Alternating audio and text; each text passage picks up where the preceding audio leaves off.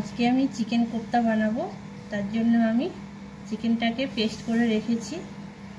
এবার আমি পেস্ট চিকেনটাকে কিছু মশলা দিয়ে ম্যারিনেট করে রেখে দেব। ফার্স্টেই নিলাম দই, কুচনো পেঁয়াজ দিলাম, ধনেপাতা নিলাম,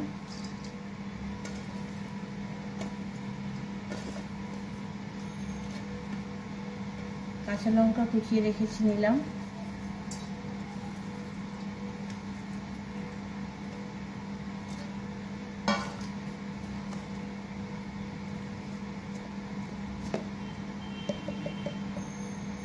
জিরের গুঁড়ো নিলাম হাফ চামচ, ধনে গুঁড়ো নিলাম হাফ চামচ,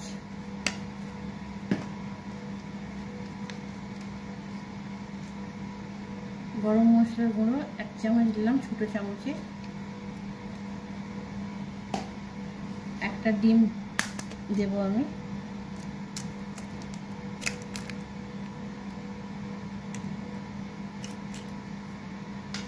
আর লাগবে আমার বেসন। বেসনটাকে আমি হালকা গরম করে নিয়েছি।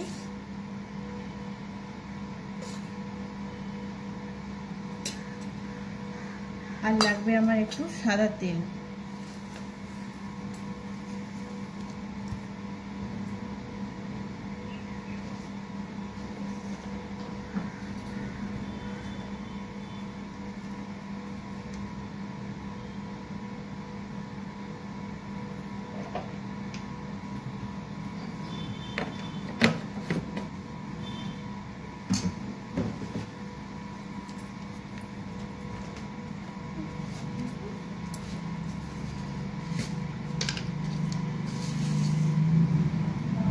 পরিমাণ মতন নুন নিয়ে নিলাম।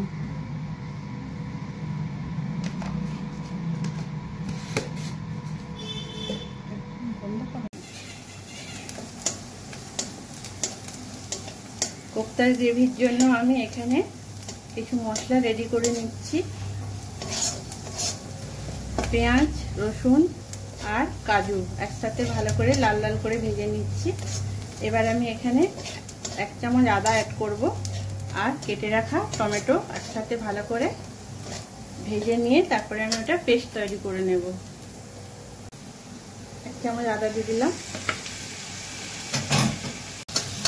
টমেটো দিয়ে দিলাম।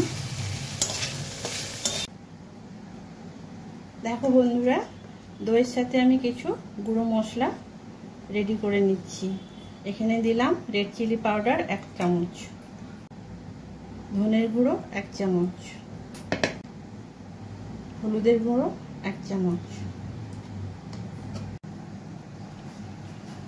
কোপ্তাগুলো সব রেডি করে নিয়েছি।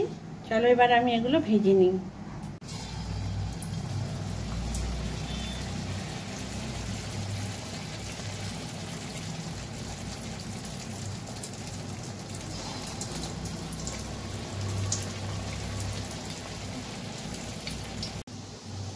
ওয়াও মাম্মাম, কোপ্তাগুলো তো দারুণ দেখতে হয়েছে।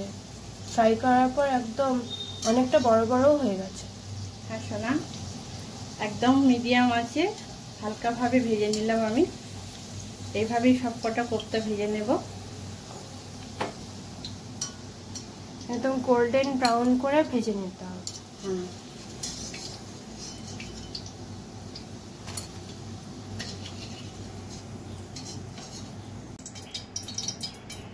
কোপ্তাগুলো সব ভেজে নিয়েছি।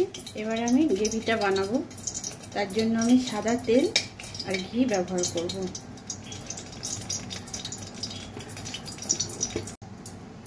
টমেটো, আদা, রসুন, পেঁয়াজ, কাজু একসঙ্গে পেস্ট করে রেখেছিলাম, পেস্টটা আমি দিয়ে দিলাম। ভালো করে আমি মশলাটা কষিয়ে নিয়েছি, খুব সুন্দর একটা গন্ধ বেরোচ্ছে। এবারে আমি দইটা দিয়ে দিলাম। ঝালের জন্য আমি ঝাল লঙ্কার গুঁড়ো 1 চামচ দিয়ে দিলাম।